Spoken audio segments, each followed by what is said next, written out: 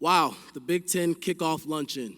I remember watching the Big Ten media days back at home in Milwaukee with my older brother as an incoming freshman. And I was still home because I hadn't yet found out I was given a roster spot until midway through fall camp. And I am still grateful that guy decided to quit. Fast forward 4 years, and I am truly honored to be able to speak on behalf of my fellow Big Ten football players here at Big Ten Media Days, especially with Sam Foltz and Mike Sadler in our thoughts.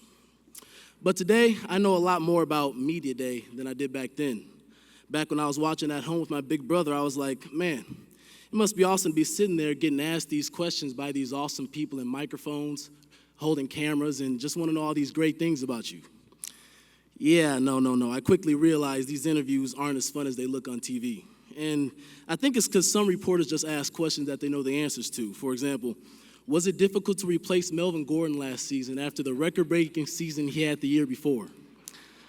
I'm not sure if they watched the game, but I'm not sure if anybody could have replaced him last season. But I think I did have a record of my own. My last name was pronounced differently in every game last season, so Melvin could try to beat that one.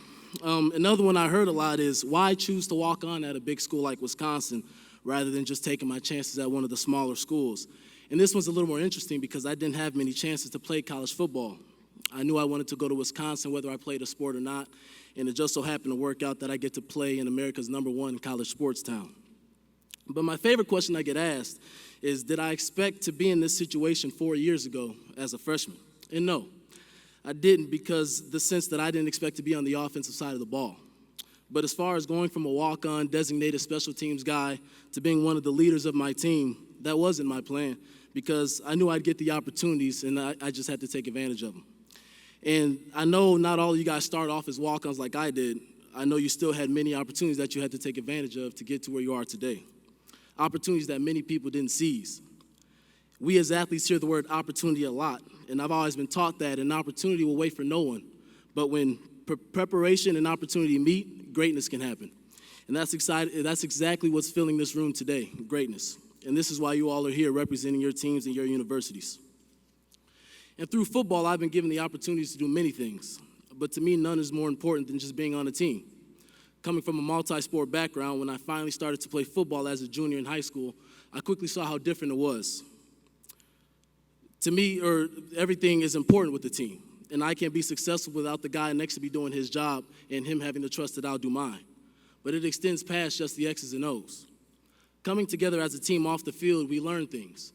And what we find is that no matter where we come from or what our lives were like before we got to campus, for all of our differences, we're the same in so many ways. And sports can have that impact. Just look at crowds filling up the stadiums to watch us play, or even look at everyone who's here today to celebrate Big Ten football. People that some would say are different from one another, but in reality, we're not that different at all because we're here for the same reason. Because of our roles as college football players, we've been challenged with another task, or as I see it, another opportunity. And that's to use our amplified voices to help others view the world like we do. You don't have to look far today to see the reminders of things that divide us. There are forces in our society acting to pull us apart, or just to show us how different we are from one another. But the coaches and players in this room are blessed with another perspective. Every day we come together and have the opportunity to see past the differences on the surface and truly understand the ties that bind us all together as we pursue a common goal. In our world, the things that make us different, the unique things that each member of our team brings to the table, aren't things that divide us. They're pieces that fit together to make us complete, pieces that make us a team. But why not carry that mindset beyond the locker room or beyond the stadium and carry that mindset in our everyday lives? But now encourage others to share the same view. In close, what I'm trying to say is that if we can use our qualities to take command of society just as we do on the field, we can make a difference, a big difference. And